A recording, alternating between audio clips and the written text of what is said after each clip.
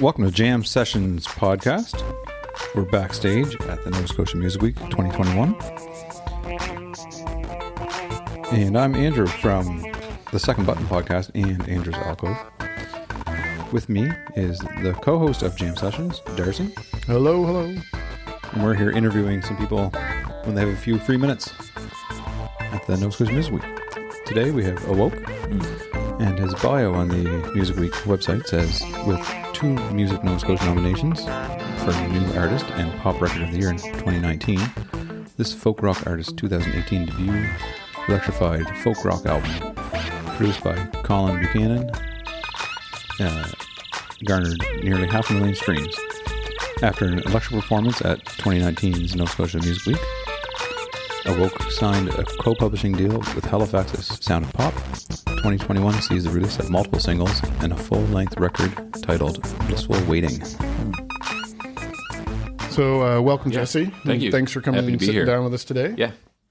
Now, normally what we do is start with the artists themselves when they kind of get into music and just their path that led to like their original recordings or when they form a band or what have you. Maybe if you want to go into that a little bit. Certainly. And if there's any musicians that you were working with along that, primarily what I did for research was on you. Yep. When I did catch your performance last night, which was an excellent performance. Yeah, thank you. I did notice you had quite a few people up on stage. Some of them were some recognizable faces too. So yeah, if you just want to give us a little history of who Jesse is and how Awolk came to be. Yeah, absolutely. So my name is Jesse Thomas. I been singing all my life, and I actually got started in a church setting, as a kid, singing in choirs, singing in church and all that stuff. And that kind of developed that skill, I think.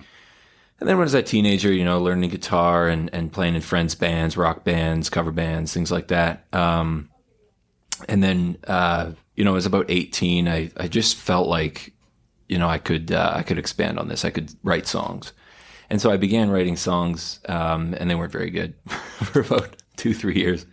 But about 5 years in, I was 23, I started to form 3, 4, 5 pretty good songs. I thought I'd like to, for a few years I had been playing with recording, and, this is like 2008 when I first started. It's like, the MacBook started to get really cheap and good, and then you could get a decent interface. It's for $200-$300 you could get a AT2020 and an interface, and so that's right as I'm graduating high school. I'm pushing into this, and in university I'm just recording friends and recording myself, and eventually when about 5 years later, I'm 23, I took a few songs, I made an EP myself, and all my friends bought it, and this was 2013, so CDs are still kind of a thing. You know what I mean? So you could sell a couple hundred copies to your friends and local community, and it was oh, this is kind of cool, right? A couple years later, I formed a band whom the guitar player Justin Lamb, who was on stage with me last night, he was a member of that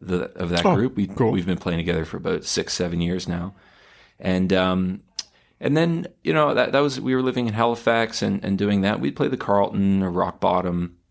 We had a nice little community, but I just felt like as a person I needed to kind of expand things a little bit, and I needed a move. And so I moved to Ontario, moved to Toronto for a couple of years, and just worked as a bartender and a barista there, and would still record. I was doing a studio internship there as well. That was the reason, the catalyst for me going, and just kept recording myself, and had a huge batch of songs that I felt like I would like to make a full-length record. I had these 2 EPs. They were sort of fading, the style was changing and everything, so I just deleted the old music. I just got rid of it all and thought I need to rebrand. You'd mentioned there's a guitar player named Jesse Thomas. Yeah. There's actually a few. If you Google Jesse Thomas music, there's 3 or 4 people come up. So I was always fighting that. There's one artist in the States. She is amazing, and it's and it's the name spelled the same way. So I'm just this is always a bit of a struggle just to be seen. Yeah. In as social media and the internet was becoming more and more prevalent in the industry. So I just felt like I needed a change, and I also wanted to sort of detach my name from it a little bit too. Mm-hmm. So I just had this, this word like awakened or alive, and then just like, but bringing in like the folk element. So it was like awoke, but spelled like folk, like he awoke. And so it was sort of like this time of change for me, 2017, and I ended up moving back here to just, I couldn't get the record done on my own. I had this big batch of songs and just really struggling with it. And I'd heard Colin Buchanan's work. He's from Paper Lions and PEI, sorry, PPE. I've said that so many times in the last 2 years, the word PPE. And, I just heard some vocal work he had done, like a vocal comp, as simple and stupid as that sounds, is like, that vocal comp is amazing. That's something I've always felt was like lacking in maybe a lot of, mid-tier producers. It's like, can you comp a vocal? That's the most important thing. It's really important to me. And I just heard, I was blown away. I was like, okay, amazing. So I literally moved home and like went to PEI and worked with him. And we banged the record out in like 2 weeks. And it got nominated here in Nova Scotia for a couple of things in 2019, which was awesome. And it garnered a lot of streams and, got put on no editorial playlist, but some other playlists and stuff. And then, I just reformed the band with Justin Lamb and, a couple new people. And, we just have been taking it from there. We've been working on a record for like 2 years now, follow-up record. It's a little bit different. I don't know. I feel like I've ranted for like 8 minutes. So you're originally from Truro. Yeah, 6 minutes. 6 minutes is time in it. Yeah. But you're originally from the Truro area? And so now... Just down the street, yeah. Now that you've been away and you've been back, and like obviously with the pandemic and everything, like things just ground to a halt, and now that things are reopening, we have this wonderful music festival right here in your hometown. Yeah. What do you see as a difference in, like, obviously moving to Ontario is part just a reset, refresh, new place, new start. But I'm assuming that some of that is that there's an Ontario music scene that's not the Nova Scotia music scene. Right. We've interviewed people that have done that before. Right. Do you find there's much of a difference in the music scene now that you're back here? Yeah, I think the music scene here is a lot smaller. I find in Ontario, I found it really hard to break in there. Toronto's a huge city with a lot of like little cliques and pods of the music industry across the city, and it's all based on like your friend group and that network, and then that they bleed into each other a little bit, but it's very like genre cliques.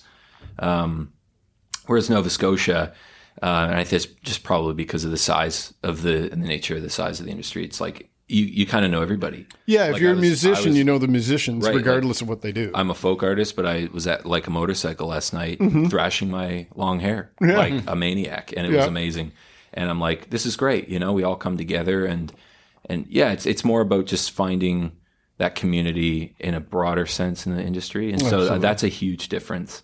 And then also it's just easier to be noticed a little bit here as far as like accessing things that are really necessary in a modern industry where record sales are really low and streaming pays almost nothing. It's like, you need to have those opportunities. So to meet with delegates, right? Yeah. From, and just even to create a roadmap for yourself, for, a pathway to get signed, and whether that's a 5-year goal for you or try to get a publishing deal, which happened to me 2 years ago at Nova Scotia, and I wouldn't have known about that. That was something I'd wanted for a long time, and it happened. I was really thankful. So that kind of thing, Yeah. Whereas the larger organizations, often they're fighting against the size, the amount of people. And so people get a little bit burned. Artists get more burned. They feel like the pay-to-play model in some of the, like in Ontario and stuff, that's sometimes used,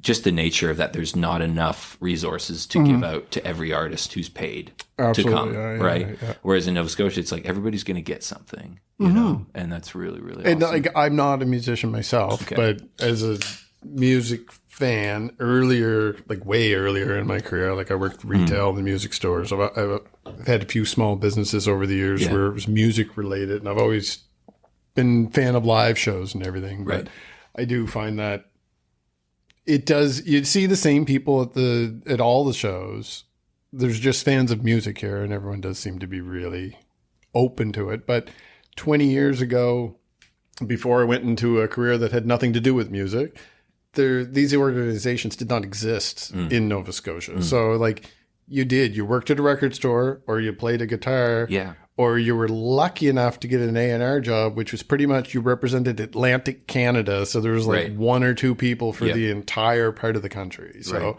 it is phenomenal from my point of view, just to see it, that it's available, that wow, if like one of my kids pick up an instrument and like, I'm going to record something, there's all these opportunities right outside the door. Right. So I'm excited to see that. And Absolutely. I was kind of curious for being someone that left and then came back. Yeah. So I was not involved in any of the Ontario organizations.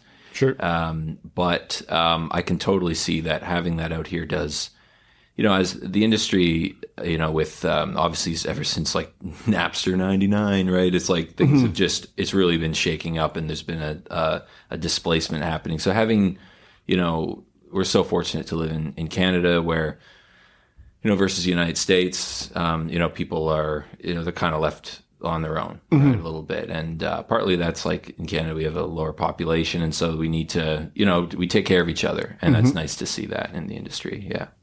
No, it's great to see it reflected all the way through too. So we covered you moving back to PEI. That was one of my questions about that. And now you're based out of... Yeah, well, I moved to Nova Scotia, but I just worked out of PEI. So you're working at a Truro or Halifax? Yeah. I work out of home, actually, and which is just 2 blocks from here. Yeah. I got married a couple years ago. My wife and I bought a place here in Truro, and shout out to Nova Scotia housing prices. At the time, things are shooting up now. Oh my goodness! But we're fortunate enough to have a space, and but I've been working this new album. I really wanted to, sonically to go in a direction that I've been thinking of for like a decade, which is just really organic.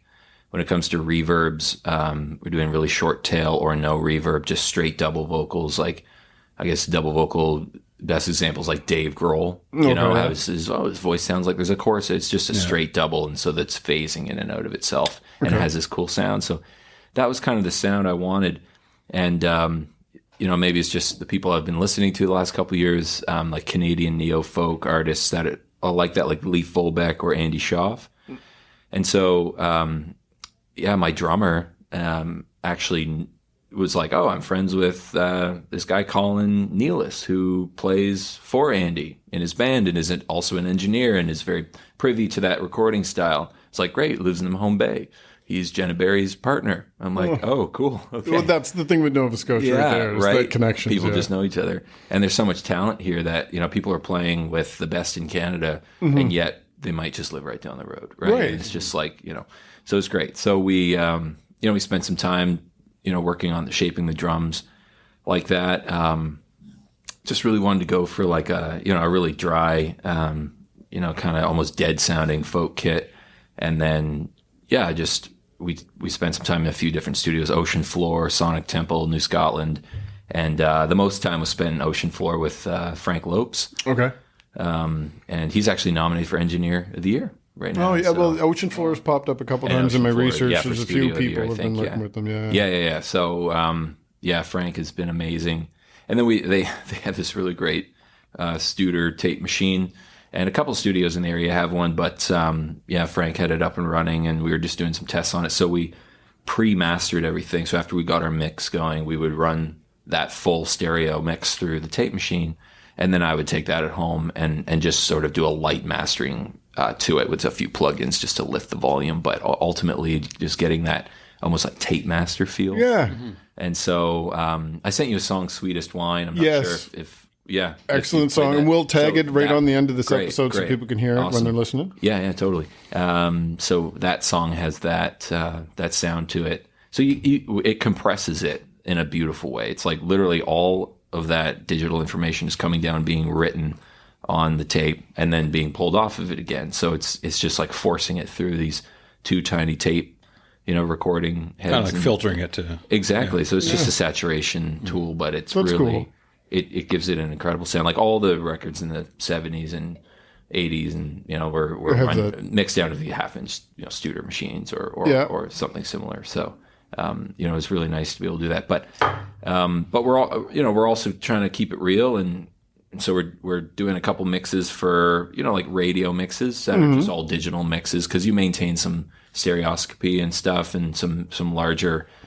Certain elements, the tape can add a grit that is really nice for a record and a listening experience, but maybe the people at radio are just like, meh. So we do a second tertiary mix to send to them. Sounds almost identical, but they're just going to hear it and with their audiophile ears and be like, oh, that sounds like quote unquote modern or something, right? And it works for them. So, we're trying to do everything we can, right, to build this thing up, as everybody here is, And so the full album is titled Blissfully Waiting. Yeah. That's also one of the tracks on the album, which is another one that stuck out for me when I was listening. Great. Yeah. Is there much of a difference between what you see on stage as a fan versus what you hear on the record? Because I said, stage, yes. Yeah, the stage was different. Yeah. I love the music that I did hear. Yeah. I mean, you've got a beautiful voice on you. It really brings you almost to the point of tears when you're listening to it. It's just that you hit those notes right at the right level. It was really good. It sounds like you get a little bit of a classical guitar influence in there a little bit. Yeah. I don't know if that's something that you've been trained on. The chords and stuff. Yeah. So I think we tried to go. I've just been some of my friends have grown up with in bands. We have played in bands like Walrus and then like Shadow Folk. These are just like local psych bands. And since I moved home, I've just been hanging out with these guys a lot. Yeah. And it's just pushed in, an influence on me, to be for years I'd be afraid of putting a major third in or something like that. I'm like, no, this is what I'm feeling. And, and we, and guys like that are just, encouraged to help me explore that side of things and put more music in the music. True. And I think that's something I admire, is a musically complex song that also is just so easy and memorable, right? So the melody has that memorability, but the chords underneath aren't predictable, right? They're changing and they're progressing and they're giving you something constantly in the song. So maybe even the chord progression in the chorus, in the final chorus, it changes and becomes more it just different or something that kind of gives you a different experience. So we've been kind of exploring that side of things. So a psychedelic influence has put that in there more than classical, but just working with fortunate to have cool friends with good musical taste and ability. Keith Dwyer, we've been. And the more you collaborate, the more you absorb. Oh, absolutely. Yeah. And so when you do these live performances, is it the same? You must have more musicians than what you do when you're doing it as a recording, because you probably do a lot of stuff on your own that you can't do on stage by yourself. Right. So does that lead to a different sound on the stage? Definitely. The stage sound is often a lot louder, a lot more rocked up. Everything's dimed out, especially in a room like that here and Music Week. They have to come up with a common denominator for all the bands. Yeah. So the drums are huge. It's just automatically they're not going to have tiny the drums, you get that kick and you're feeling it's compressed and it's squashed. Yeah, the walls were vibrating here yesterday because we weren't recording, thankfully, but I was in here while they were doing the 5-minute pitches and a couple of the showcases, and it was vibrating. Totally. Yeah. So I think a lot of bands are this is an epic, almost stadium sound, but maybe the records are tamed down or quieter, right? And so, I think that's the case for me, although it's very dynamic. We'll go from really light, folky stuff on stage to, we're thrashing out, right? The record is a bit like that too, but it's definitely everything's a little bit dialed back and, on the record for sure. But yeah. Now, I do see that you had albums going back a few years, but like you said, you kind of have a little bit of a reset at one point. If anybody's wanting, after listening to this, to go, like they're going to hear Sweetest Wine when we're done. I do recommend that they give the whole album a listen. But where would you recommend that somebody goes out if they wanted to purchase the album or if they want to listen to it? Yeah, Bandcamp is good for purchasing. That's kind of the only place. We always give it a shout out on the show anyway. Right. iTunes, of course, is fine as well. But if you're just for streaming, everyone is streaming these days. It's really important, I think. The only thing that the artist really has is maybe just helping to juice that algorithm, which is hitting hitting follow. Even if it's like, well, you might have to scroll through them in your feed or something. That stuff does help a little bit, right? And as somebody like on my end that's not pushing something that way, I've done a little bit of it with the podcast, and after a while, that algorithm also realizes that you as a person likes all these things. So all that crap that you don't care about starts to go away, and they just backfill it with more wonderful stuff that you like. Exactly. And it's not a perfect system, but but shout out to East Track Mind. They're a Moncton-based actually playlist on Spotify and Apple Music. Which only features East Coast, Maritimes, and I think Newfoundland as well, artists. They've been branding themselves. They've just like this amazing logo, and they try to get in local businesses and restaurants. Oh yes. And so for instance, if you own a bar or something, you can play an East Track Mind playlist, and it's all local stuff. And so it's essentially a very large user-based playlist. It's really, really amazing. That's cool. And so stuff like that, it's like being aware of that. So shout out to them. And, that kind of stuff does sort of help bring a sense of region out of a massive international company like Spotify or Apple Music. Yeah, absolutely. Right? Yeah. Yeah, I suppose if we get all the, like, a thing like this, if all of a sudden there's a spike in Spotify for downloads from all the bands that were in Truro this weekend, then they're going to be like, oh, well, maybe we push some Nova Scotia bands towards these people listening to that stuff. Yeah, absolutely. And now, speaking of that too, besides Sweetest Wine, is there a second track you'd like to add at the end? Yeah, totally. I sent you one right before I came in here today. Oh, yeah. No Eyes, it's called. It's not released yet. Oh, perfect. But that one's sort of, these two songs would be like, No Eyes is sort of the one we're hopefully going to send to radio at some point. And we've been working on, and I'll just be open about my strategy. It's like, for an artist in my position, it's like the guys who run CBC Radio 3, people that run, Sirius XM or Stingray. I mean, they're literally listening, as far as what we were told, to 4 hours plus of new music every day. Just new bands, submissions. Brutal. One of the guys, CBC fellow, was like, oh, I got a submission today, for instance. It was just a blank CD, burnt CD, with nothing on it except just the word weed written on the front. And he just throws it right in the garbage. Yeah. He's like, what am I going to do with that, right? So that's like, to stand out, you really want to just be rapping on that door for months and months if it takes that. And so we've been releasing songs that we thought had radio qualities but wouldn't get picked. First. So we release those as singles, almost as teasers to the album, throwaways to the fans. We put a B-side on there to look like, something's happening here. And then, the guys at radio would hear that and they would know musically who I am. They would, we'd build that relationship slowly. And then we'd even tell them, like, look, 4 songs from now, so like 6 months from now, you're going to get a song that we really think you're going to like, but we're going to keep you along the way the whole time. So that's our strategy. So hoping that No Eyes, I want to know what people think of it. But hopefully something like that will get picked eventually. If it doesn't, you've built that relationship.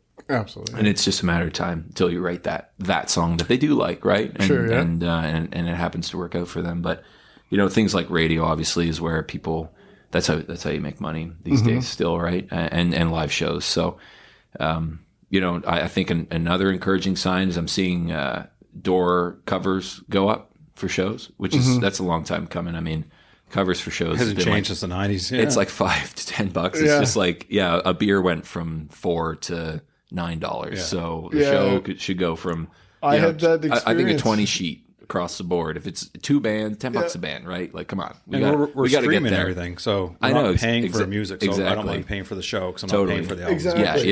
Yeah. That's. I just went to a show. It was $20, and then I was like, maybe I'll have a beer, and they're like one, there's still COVID around, so I don't necessarily want to when I'm in a bar. But the other was like a beer was like $7-8. I'm like, but the show was $20. Yeah. So if I drank 2 beer, that's the equivalent of bringing a friend with me to the show. I'd rather bring a friend with me to the show. Right. And actually, speaking of shows, do you have like this is not going to air for a couple weeks yet? We got to figure out the schedule with all the other interviews. Yeah. I will let you know when. Yeah. But do you have any tour dates coming up? Well, there's nothing settled yet, but working on keep your eyes out for a Boxing Day show at Gus's. I think that might happen. Yeah, we're just in talks about that, but trying to figure something out with another artist. But yeah. And we'll circle back right before it airs to let you know when and see if there's anything you want to add. Yeah, totally. And we'll do little show notes with links to all your stuff. Yeah, amazing. Is there anything else that maybe we didn't already cover that you wanted to mention or shout outs you want to give to the listeners of this episode? Yeah. Oh, man. Well, just like shout out Nova Scotia Music Week. Shout out to, just all the amazing bands here. It's really, really awesome to see. So, yeah, and you guys, this is awesome. And I suppose I should mention too, Nicole did all your posters. Yeah. Nicole's an old friend. Her little brother and I were like best friends growing up, and so she's like a big sister. And my family's gone through a tough time this past week, and she reached out and said, like, do you have posters going up? Like, I'll make them. And put them up for you. Very sweet of her. I saw her. She was going around doing them everywhere. I know. So. And she took the time to stop by jam sessions and introduce herself and everything too. It was a name that floated to the top. I'm keeping her handy here. We'll have to try to get her on at some point. Yeah. And same to you. We'll be extending the offer to everyone that when we get into recording our season 3, if you want to come back and just talk, that's fine. If you have new stuff to promote, even better. Then it's a little win-win for us. So, but yeah, we're always looking for people that like to talk about their music. Totally. But yeah, keep an eye out for my record. It was going to come out this November, and it might still. We're just sort of trying to decide that because we're trying to avoid a December release. Yeah. So it's like it's either right now in like 3 weeks, or we'll wait till like you're fighting Mariah Carey for December. Exactly. You're not going to win that. So where can we find you online besides you mentioned Bandcamp and stuff? Bandcamp, Spotify, Instagram, everything's Awolk, AWOLK. awolkmusic@gmail.com. That's my email. And perfect. Well, thanks for coming out. Awesome. And thank you, listeners, for listening. We're here all weekend at Nova Scotia Music Week 2021. We'll be doing some more interviews through the evening and tomorrow. And stay tuned. Thanks for coming out. Yeah, thank you. See you soon. Bye. Great. Bye now.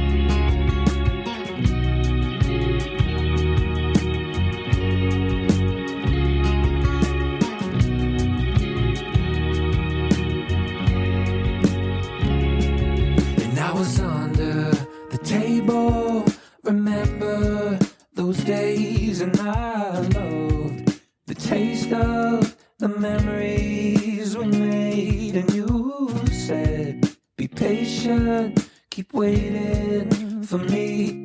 We could be more. I broke down, forgot you, then ignored. Oh, the sweetest wine is the one I wanna drink. When my soul's on fire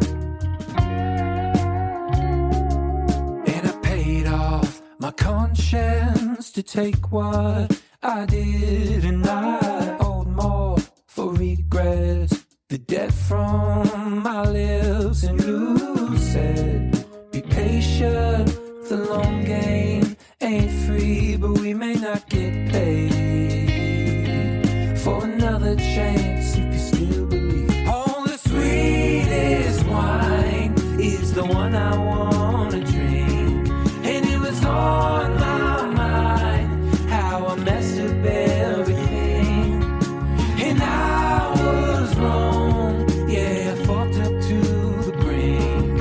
You're the sweetest wine, you're the one I want to drink.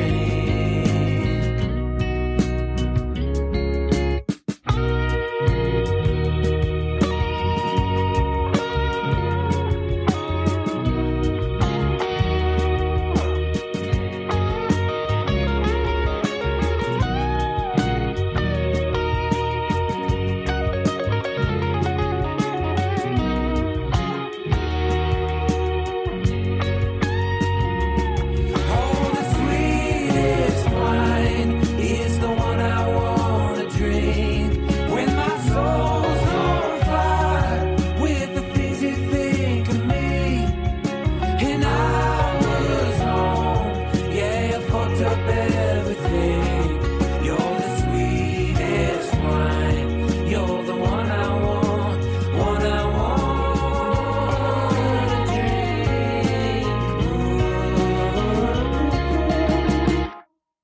Ooh.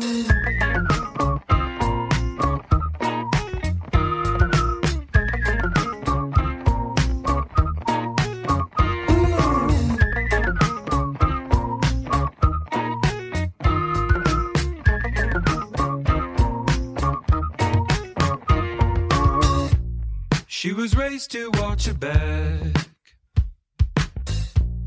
'cause her house under attack, and the smoke is building fast. Oh my, ooh.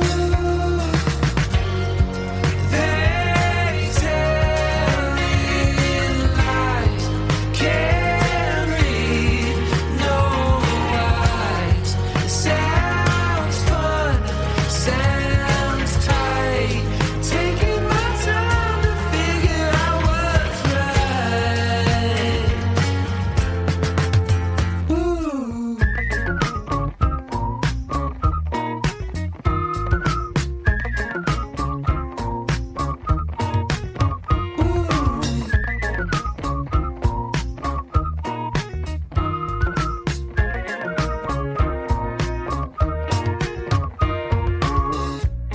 And she's sitting in the back on the trendy folk she likes, and the front row's acting wild.